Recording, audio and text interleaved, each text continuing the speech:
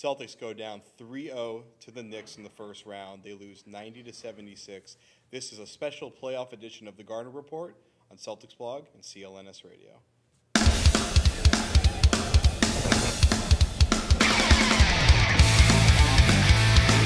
So Celtics fall 90-76. Garner Report on Celtics Blog and CLNS Radio. Evans Clinchie, Jimmy Toscano from Celtics Blog. My name is Jared Weiss. Let's just get right into the highlights for this one.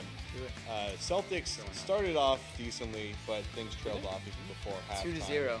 Yeah, They were winning this game. that was your lead. So let's look at the highlights here. Governor Patrick greeting some of the heroes, the Boston Marathon heroes. This is the best part. That was pretty much the only uplifting part. The only heroes in the building. Let's take a look at one of the few actually impressive parts of the Celtics. Jordan Crawford pulling up for a rainbow from three as the shot clock expires. But everything went downhill from there. Jeff Green gets the ball in the corner, immediately gets trapped by Carmelo Anthony, and he throws up. Got to be the worst shot of the playoffs so far. The worst thing that's ever happened in a basketball game. Well, it goes like 10 feet out of bounds. But on this one, this is a play that the Celtics ran a lot. Getting Pierce to switch, getting a smaller guy on him. He nails that shot. But as you're going to see in a few plays, that did not go too well for the rest of the game. Here's Jeff Green.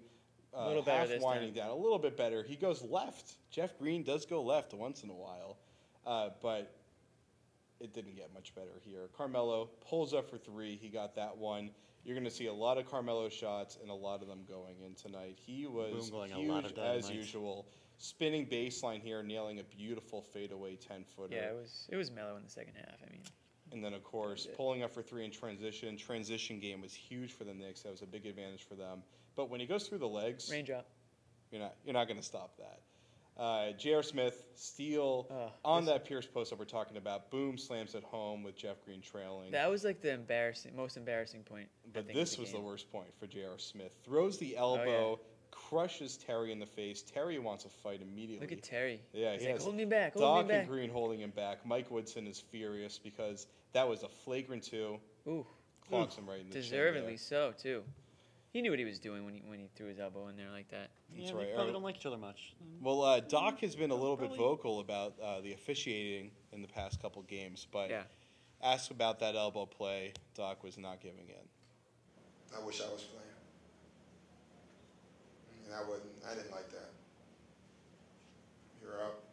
You know, so I'm going to stop. I've already given up money.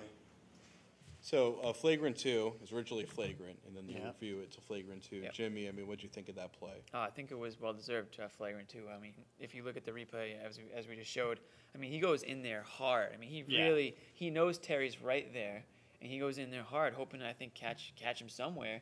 And he got him good, and Terry was, rightfully so, he was pissed. And I'm interested to see if anything happens for Game 4. I mean, are we going to see J.R. Smith in Game 4? I mean, yeah, I think it's very likely he's suspended. I mean, it's not as bad as Ron Artest on Harden last year, but it's in the same ballpark. It's that kind of thing. I'd be shocked if he wasn't suspended. And honestly, take Smith out of Game 4, all of a sudden Celtics are looking like they got a shot at winning that one, at least making it a 5-game series, which is more to this for the NBA and everyone else. So I think it might make sense. Maybe pay J.R. Smith. It might make more sense for everybody if Smith sits Game 4 out. Okay, well, they had a shot at winning this one for about, 3 minutes or so? Yeah. Not even. Yeah, let's take a look at the numbers here. I'll show you the game reset in this one. They shoot 10% worse from the field, the Celtics do. The free throw disparity, pretty shocking. We'll get into that on Boxing Out. But you just look at the fast break points. The Knicks are able to get out on the run more. The turnover differential is brutal. 14 steals for the Knicks. Yeah, that was the difference in the game. Yeah, just a lot of terrible passes. Paul Pierce with 100 million turnovers approximately. I mean, it's a rough count. Yeah. I mean, he actually had 5 tonight, but he's had at least 5 in each of the 3 games. I think he has. Is it 16 or 18 in the series total? It's a lot. Way too many. I think it's 16. Well, you saw there, and this is a play that they've been running basically, is posting up Pierce on the perimeter.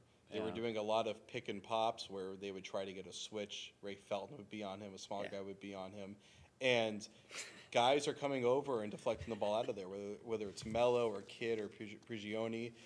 Every time that they try to post up Paul Pierce, it seems like it's either a turnover right off the catch or he's going to turn it over eventually. Yeah, I mean, it's a predictable offense when you go to Paul Pierce every single time, and it's just they're getting eaten alive because there's just no other option. Nobody else has it going for them offensively. And they are. I mean, it's like everybody knows they're going to go to Pierce on the mismatch, but as soon as that mismatch happens, the Knicks are double teaming, and Pierce, for some reason, the guy's got butterfingers. Yeah, he's since awful. game one. I don't know what it is. I mean, even I don't know. when he's not double teamed, he's having some tough turnovers. I mean, it's not typical Pierce that we've seen, especially in big games. You expect to see the best out of Pierce, but I mean, I haven't seen that yet. And they're forced. It almost seems like they're forcing it to him too much. I mean, you don't have to go to him every single possession, just because he's a little bit taller than the guy on him. And the thing is, I mean, the Celtics offense has been the definition of one-dimensional in this series. Mm-hmm. Every single offensive set seems, or I mean, you can't even really call them sets, but every play basically has been trying to get Pierce the ball at some point in the court and hope that he can try to pass out to somebody else. But you're not really seeing anybody else really doing anything off the ball to try to make something happen, Evans. Yeah, but at what point do we blame Doc Rivers? I mean, as a coach, he's got to step up and offer up some kind of creative solution to this. I mean, have Jason Terry run a pick and roll. Have Brandon Bass get into the post and try to score. You have other options that you're just not exploring, and I don't know what's going on. I mean, the Celtics, they don't have, Rondo and Solinger or whoever else, but like they still have guys on this team that are capable of scoring, and they just don't seem to be fully exploring the options they have on this roster. It's pretty mind-boggling if you think about it. I mean, they've got several all-stars on this roster, guys that can score points and buckets, and they're just not really using them to the best of their abilities. I mean, it's kind of the same issues from the regular season have trickled into the postseason, and that's finding out what works, finding out who should be playing where at what time. I mean, we're still making changes to the starting lineup here, and we're 84 games into the season. Right, exactly. What's going on? I mean, it's like the fact that the Ducks still trying to find something to work just proves that there might not be something that's going to work. I mean, you can only try so many different things before you just say, well, that's it. Can't figure this team out, and it's at this point. The fact that we're still experimenting, the fact that in game 85, they're like, let's try Jason Terry in the starting five, let's mix it up. Like, you should know by now whether it's going to work or not. Right, and that's, and Doc said after the game that, starting Terry wasn't to spark Terry, it was to try to take some pressure off Bradley, which just goes to show you that, I mean, that your point guard isn't a point guard. So, I mean, that's the start of your problems. I mean, your best defender is using up his energy, bringing the ball up, and that's taking away from what he does on defense. Is also taking away from him. His shot is, Bradley's shot is completely just terrible. No pun intended, but shot. It's completely gone. I mean, it's. That sounded pretty intended, by the way. Okay, fine, somewhat intended. But the point is, there's so many issues right now. At this point in the season, it just feels like, end the season. Kind of feel like. The thing was, they spent like the last month resting guys and mixing in all these different guys into the roster, into the rotation. And now they don't use that. them. By the time that they got to the playoffs, they kind of like forgot how the go-to starting unit was supposed to play, and everyone looks lost offensively. There's so many guys running into the same zones. Guys, like there are plays where Terry is pointing at someone to go somewhere else. Bradley looks confused.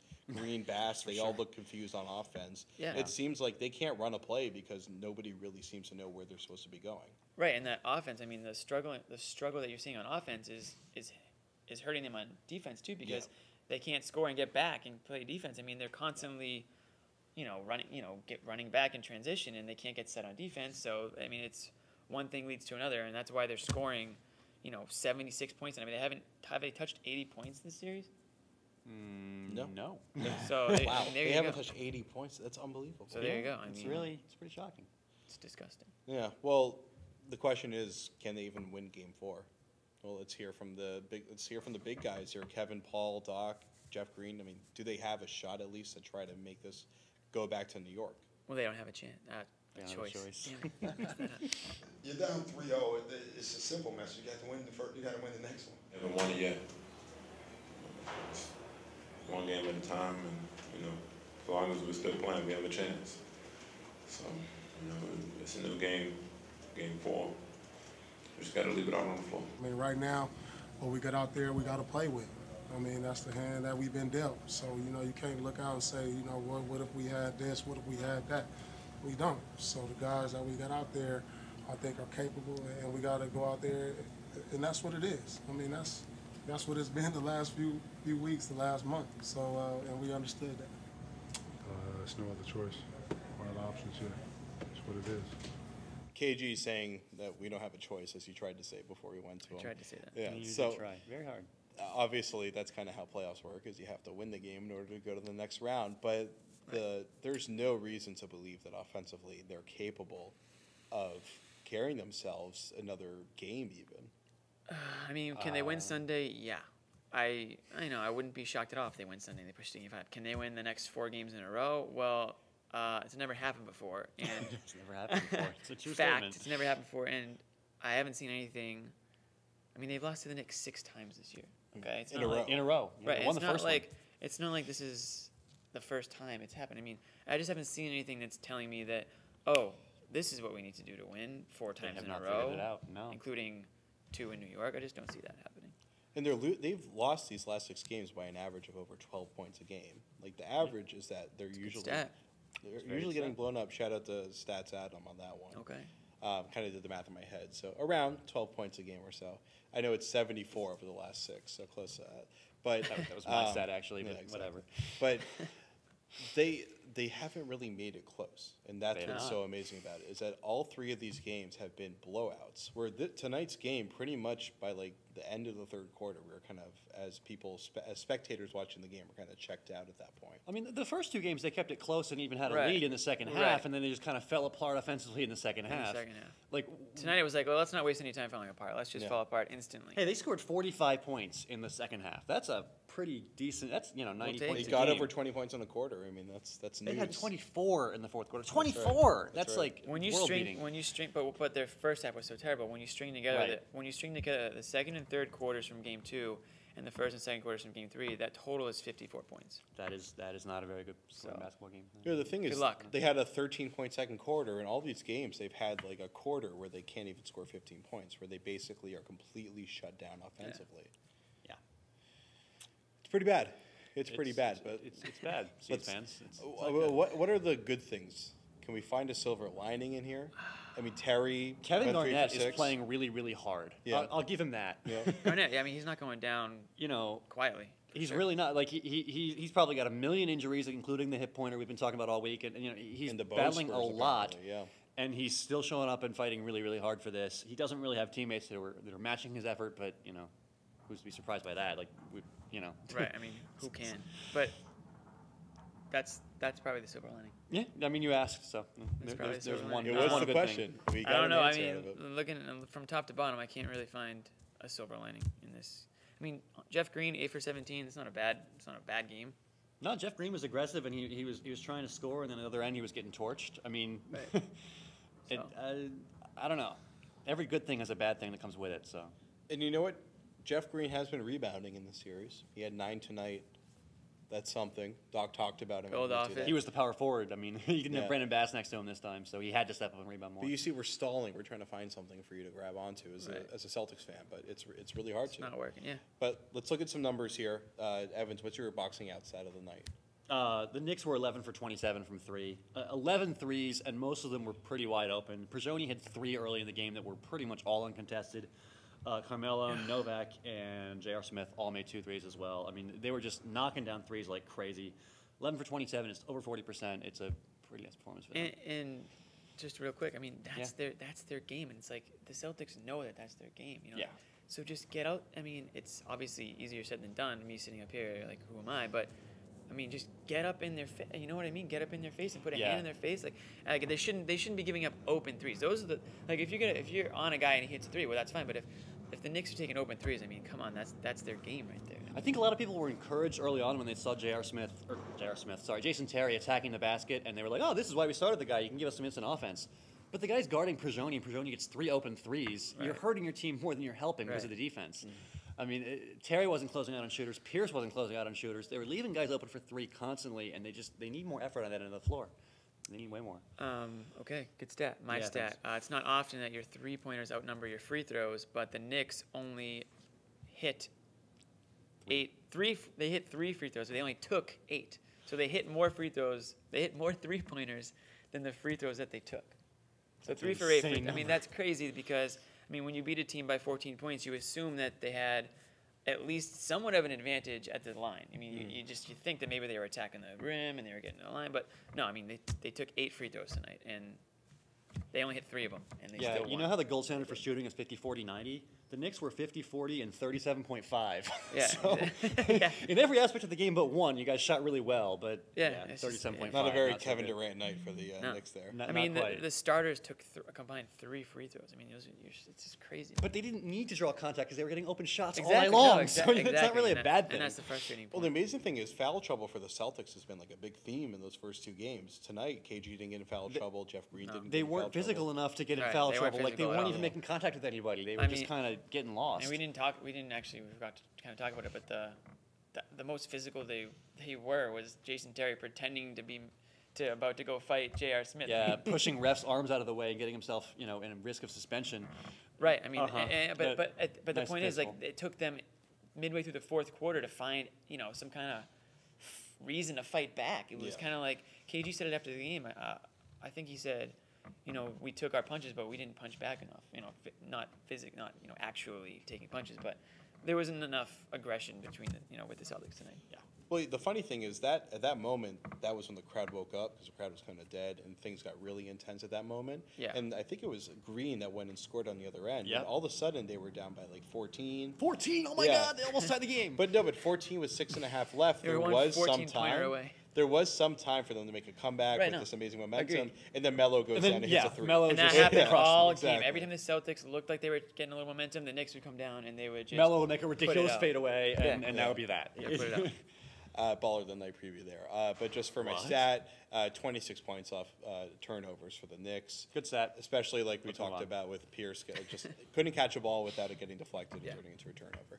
So baller of the night, Carmelo Anthony's a pretty easy answer, but are there I will any second. dissent? I'll second that. I just think not even tonight, but just all series. I mean, this is a guy that, when you talk about playoff chokers, this guy is at the top of the list. You know, Was. He's before- escaped the first round once in his before career, I this- believe. Before this, yeah, one season out of the 9 that he's been in the postseason, he's been a first-round exit 8 times. So that's why I thought the Celtics had a really good shot in this series because you had Carmelo Anthony and J.R.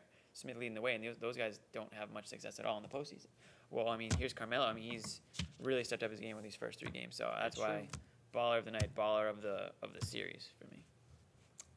I'm going to be contrarian and say KG just because somebody's got it, right? I Sure. mean, the guy had 17 rebounds. 17 rebounds. He's the one guy who's really, really, really giving everything he can to keep the Celtics alive. I can't say that for anybody else that he's really exerting maximum effort. Garnett's been fantastic. The offense has been not great, but he's working hard and he's trying to keep his team alive, so I'll give him some props for that. All right. All right. Well, the Celtics weren't heroes tonight, so we'll leave you with the Boston Marathon heroes. But for Evans and Jimmy, my name is Jared Weiss. We'll see you on Sunday. Could be the last Gardner report of the season. So shed some tears. See you at Game 6. That's right. We'll have a clean Xbox on See you at on Game hand 6 of the just in finals. case we need it. But we'll see you on Sunday. Let's take a look at those heroes as the Celtics fall 90-76 in Game 3. Game 4, an elimination game in the Garden on Sunday. We'll see you then.